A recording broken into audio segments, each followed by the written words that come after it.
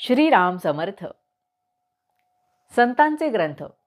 संतांचे ज्ञानच असे असते की त्यांना वेदांताचे मर्म आपोआप कळते. अमुक एक ग्रंथ कोणी लिहिला, केव्हा लिहिला, त्यामध्ये अमक्या पानावर काय आहे, या गोष्टी एक वेळा संतांना सांगता येणार नाही, पण त्या विषयाचे मर्म त्यांना बरोबर ठाऊक असते.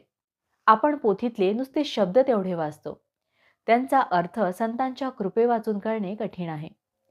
बापाचा निरोप लहान मूल आईला आपल्या बोबड्या शब्दात आणि स्वतःला कळला असेल तसा सांगत असते. तितपतच पोथीतल्या शब्दाचा अर्थ आज आपल्याला सांगता येईल. संतांनी ग्रंथ लिहिले याचे कारण, ज्यांना बुद्धीने खात्री करून घ्यायची आहे त्यांनी ती करून घ्यावी आणि परमार्थ करावा. संतांच्या वचनाचा ओढून ताणून अर्थ करू नये, त्याचा सरळ अर्थ घ्यावा. ग्रंथ वाचित असताना आपली मते बाजूला ठेवावी. एका अक्षरावर दुसरे अक्षर लिहिले तर पहिले दिसत नाही आणि समजत नाही, म्हणून शुद्ध मनाने ग्रंथ वाचावा. आपल्या वडिलांचे पत्र जर आपल्याला आले तर आपण त्यातले अक्षर न अक्षर वाचतो, तसे ज्ञानेश्वरी, दासबोध हे ग्रंथ अगदी मनापासून वाचावेत.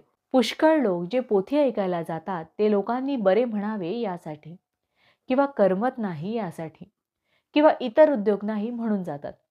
असे करणे योग्य नाही. खरे म्हणजे संतांचे ग्रंथ वाचून स्वतःला काय करायला पाहिजे ते शोधून काढून तेवढे करणारे लोक थोडेच असतात. ते ग्रंथ वाचून त्यांचा अर्थ नीट समजणारे लोक त्यापेक्षा जास्त असतात. मोठ्या संतांचा ग्रंथ आहे म्हणून नुसता वाचणारे लोक त्याहून जास्त असतात, आणि त्याहीपेक्षा ते ग्रंथ मुळीच न वाचणारे लोक फारच जास्त असतात. जगाच्या प्रवाहाच्या उलट जायला संतांजवळ शिकायचे असते.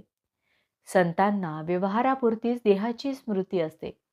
ते देहाला सावलीप्रमाणे मानतात. सावलीला दुःख झाले म्हणणे केव्हाही अयोग्यच. म्हणूनच संतांच्या मनावर सुखदुःखाचा परिणाम होत नाही. संतांकडे लोक कितीतरी कष्ट करतात, आणि ते लोक यांच्या नात्यागोत्यांचेही नसतात. संत त्यांना काही देत नसताना ते इतके कष्ट करतात.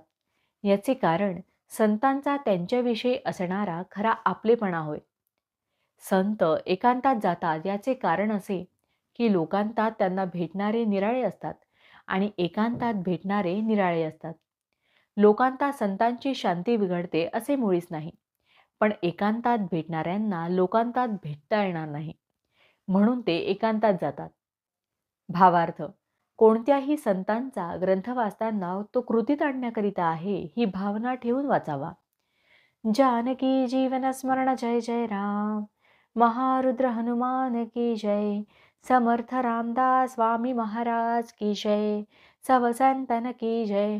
श्री अनंत कोटि ब्रह्मांड नायक राजाधिराज सच्चिदानंद सद्गुरु श्री ब्रह्मचैतन्य महाराज की जय. जय जय रघुवीर समर्थ.